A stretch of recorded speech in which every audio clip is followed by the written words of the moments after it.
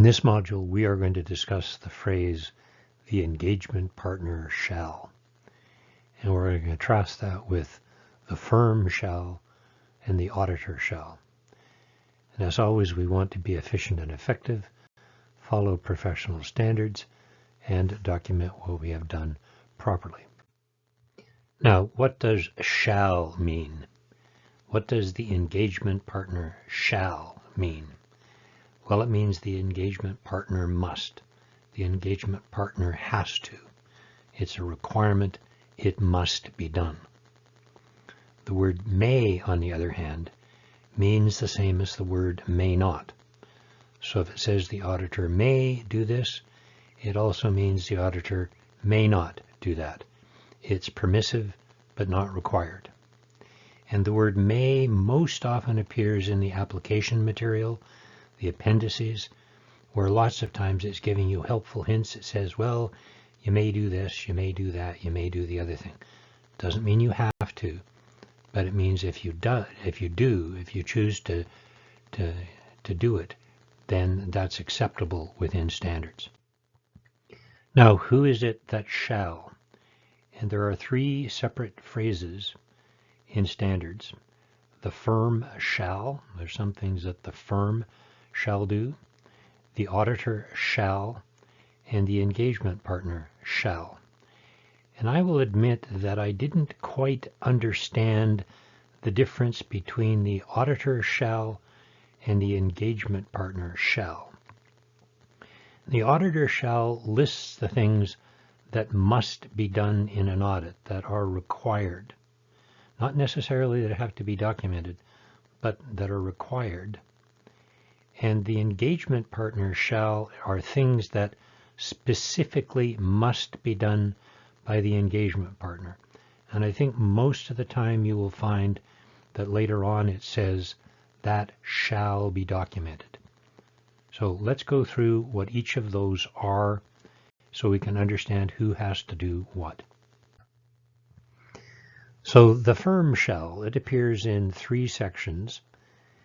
All are quality management, SQM1, SQM2, and 220.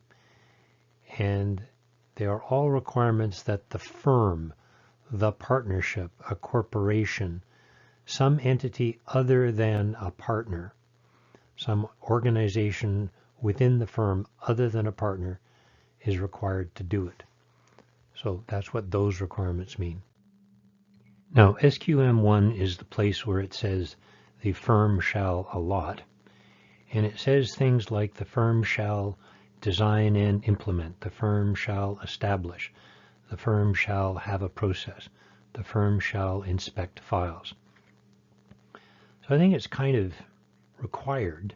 It doesn't say you have to do it, but it's kind of required because this is an annual process. Once a year, you're going to go through and check that we have established this, we have this process. Once a year, we're going to do a file inspection process. So I think it's convenient to have a document that you develop from SQM1. First of all, that says you have all such policies and procedures and that you do annual inspections and you lay out the procedures that you have for doing annual inspections, which are specified in SQM2. Now, this is something that's going to be done by the office managing partner, some organization within the firm other than an individual engagement partner, because these are things that have firm-wide effect. Now, SQM2 also says the firm shall, and it says it in almost every paragraph, and it says the firm shall establish policies and procedures. Now, it doesn't actually say that you have to follow the policies and procedures, but let's just, for sake of argument, assume that that's what they intend, that you shall establish policies and procedures and follow them. And the simple way to document this, again, you need a document based on SQM2 that says, okay, we have to have this policy, and we do, and we have to have this policy, and we do. So we'll have a document where we document having all of these policies and procedures. The auditor shall, what does that mean? And again, I thought the auditor shall and the engagement partner shall meant the same thing, but they don't. The professional standards clearly mean to segregate between the engagement partner, the firm, and everybody else. And the auditor is, well, it's all three of those groups, but it's typically can be anyone else on the team. So anyone on the team, anyone at the firm is the auditor, and if they do something that the auditor is supposed to do, the auditor shall do, then that's fine. That satisfies professional standards. Now, the phrase the engagement partner shall appears in virtually every paragraph of 220 on quality management. There's really two parts to that. There are ethical leadership resource issues like that which you should have in a checklist. And then there are other issues that relate to the performance of the audit. And the phrase the engagement partner shall appears 4 times in the rest of the standards. So let's spend some time with what it says in 220. Now, what are the first 3 things that the engagement partner shall do, must do? Well, the first one is in 29. The engagement partner is responsible for the direction, supervision, and review of work. And notice there are 3 things that are required. I think sometimes people think they do everything by review, and there's lots of things that you cannot review into the file after the work is done. You can't review quality in. So direction, supervision, and review. 3 things the engagement partner is to do. The next thing the engagement partner is to do is determine the nature, extent, and timing of direction, supervision, and review. Paragraph 31 specifies the extent of the engagement partner's file review. Have to look at significant matters, and in a smaller audit, there may be none. Have to look at significant judgments, and in a smaller audit, there may be none. And other matters that are in the professional judgment of the engagement partner relevant, and again, in a smaller audit, may be none. So all of this can be in a checklist or a conclusion. Maybe the first one, direction, supervision, and review, or the first 2, can be in a checklist that at the planning stage, I determined all that stuff, and then document the extent of the review. Now, the things in paragraph 31, all of that could be in a conclusion. I reviewed the file, and I looked at significant matters, and there were none. I looked at significant judgments, and there were none. And I looked at other relevant matters, and there were none. Now, this is not hard for the engagement partner to do, and it's also not a bad idea. This specifies the minimum that the engagement partner is to do, and I think it's a good idea. Now, what are the next 3 things that the engagement partner shall do? Well, before the report date, by review and discussion, and again, not just by review and discussion, see that sufficient appropriate audit evidence has been obtained, and I would document that in a conclusion. In my file review, by review and discussion, I determined that sufficient appropriate audit evidence had been obtained. Same thing for the next one, review the financial statements and report to see that they're appropriate. I think that's obvious. Somebody has to do it, and the engagement partner is the most appropriate person to do that. And review communication with management and others. And now I would say that I would have thought that that's something as an engagement partner I would have done myself. And so if you're communicating with management, or you're communicating with the audit committee, or you're communicating with those charged with governance, I would kind of like to sign that letter myself. But I can understand in a very, very large audit, many divisions, many subsidiaries all around the world, might not be possible to do that, so a certain amount of delegation, but requires the engagement partner not to sign it, but just to review it. and then document somehow or other that that's been done. So if the engagement partner is not physically signing the letter to the audit committee, it's being signed by someone else, have it reviewed by the engagement partner and document that that's been done. Now, the seventh thing that the engagement partner shall do, and we only get up to 10, so this is not a long list. The engagement partner shall review the overall audit strategy and audit plan. Doesn't have to do it, but has to review it. And in paragraph 12, the auditor shall include in the audit documentation the overall audit strategy and the audit plan. And there's some other things that shall be included in the audit documentation. But the things that the engagement partner has to be involved in are the overall strategy and the audit plan. Notice also the difference in terminology. Paragraph 11, the engagement partner shall. Paragraph 12, the auditor shall. Now, I guess it depends how you want to do it.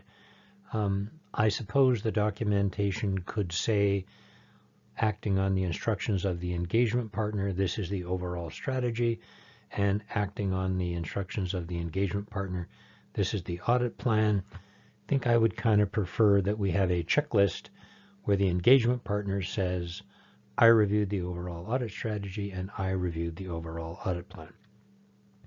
Just to make it a little clearer, this is not a big workload for the engagement partner. And I think as an engagement partner, I'd want to make sure that the overall audit strategy and the audit plan were exactly what I wanted. Because if they're not, you're going to do too much work. Staff are going to take over and start doing audit procedures. Number 8, the engagement partner shall.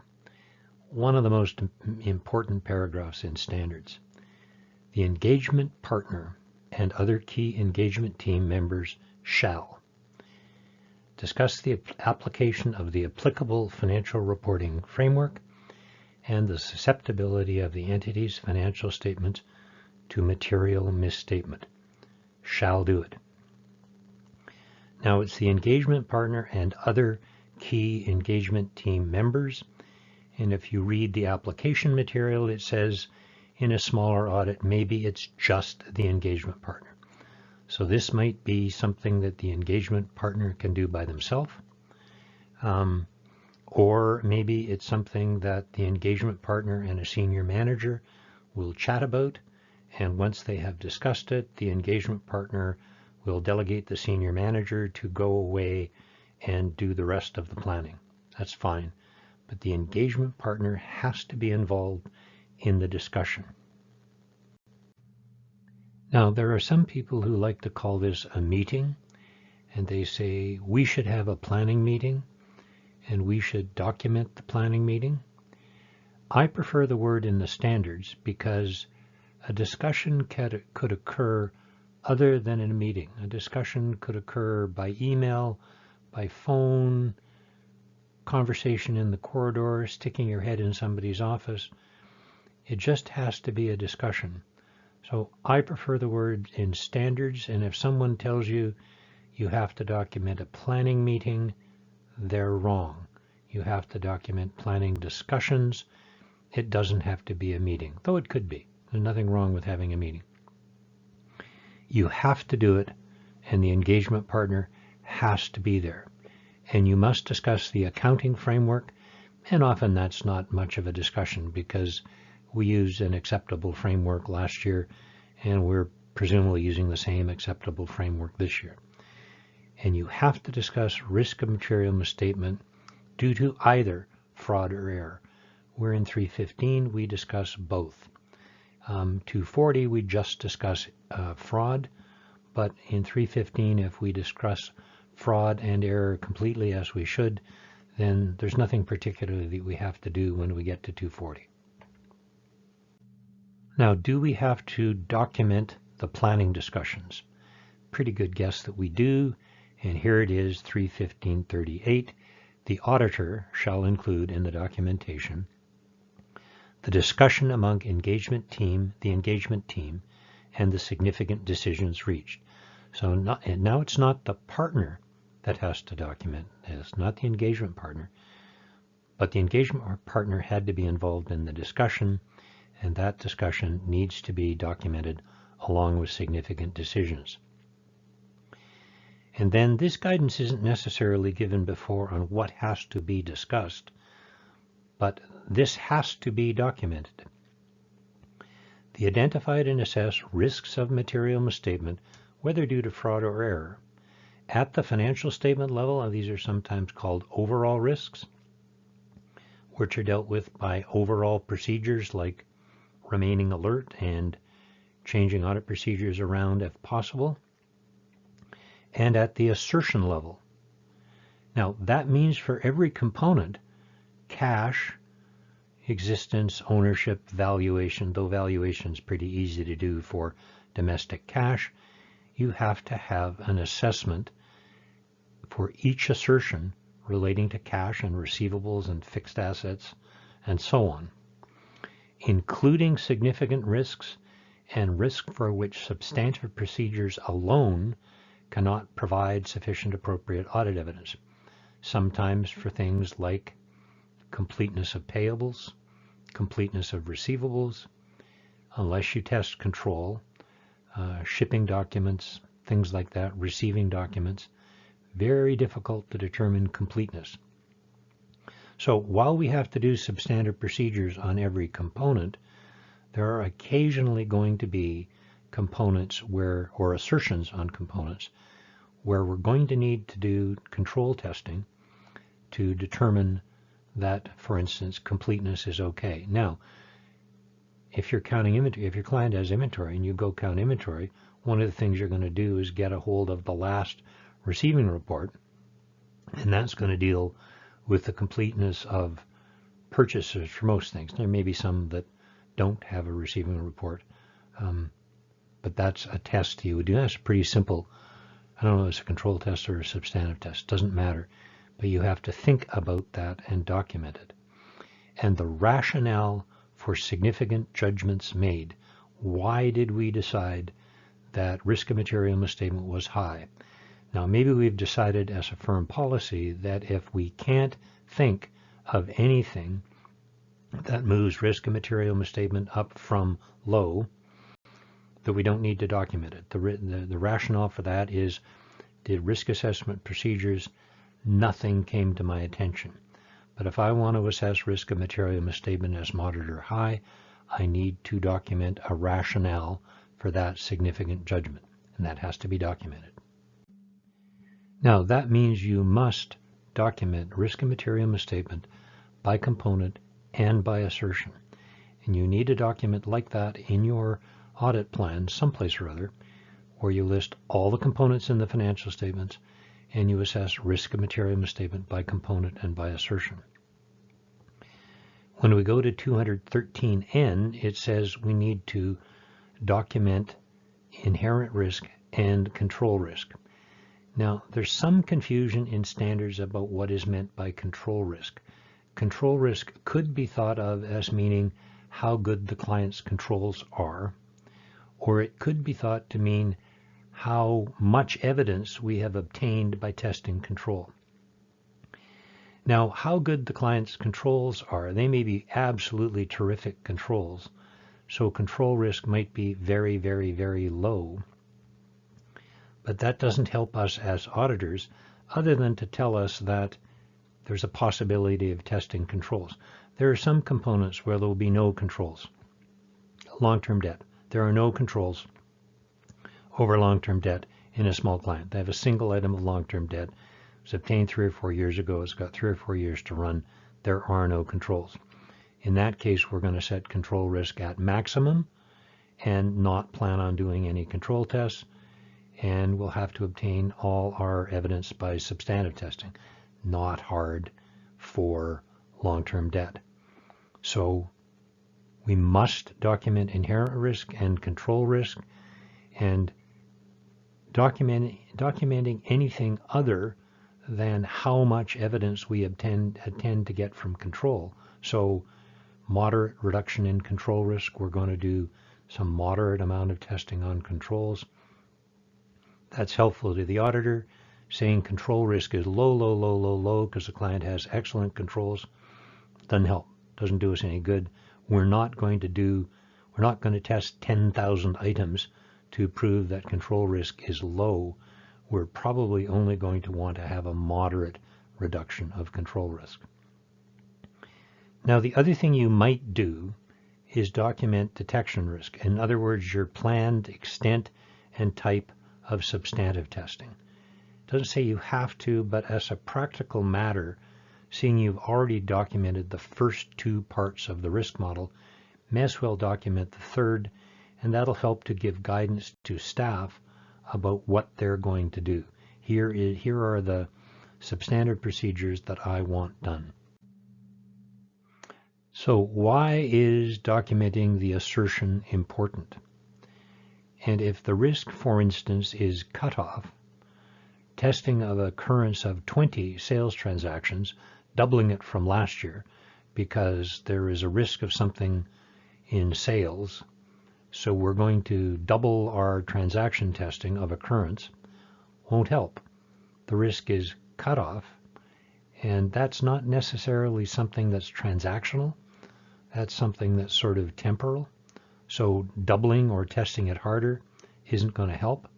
But maybe we didn't do much testing on cutoff last year, and now we decide we'd better be more specific. So very important to specify the assertion, or we'll end up testing the wrong thing. Staff are told risk material misstatement is high, so they do a whole bunch of testing on occurrence when the problem is cutoff or some other assertion. And unless we specify the assertion and make sure the procedure we are doing relates to that assertion, we're just wasting time. Now, the other thing is, let us say that we've decided it's fraud is in cutoff. So we think that what the client is doing is transactions that occur and are paid for in January are being put back into December before year end. Testing occurrence won't help. We will find that the transactions occurred. They occurred in January. We won't know because the documentation has been played with. But we'll do a bunch of testing. Now, the other thing is, if it's a problem between December and January, testing February, March, April, May, June, July, August, absolutely no help at all. So we'll be wasting a lot of time doing a lot of testing that is not responsive to the risk we have identified. And finally, last but not least, rationale. We have to document the rationale. So if you say risk of material misstatement is high, and that's all you say, sales, risk of material misstatement is high due to fraud, what are staff going to do? Double the amount of testing they did last year?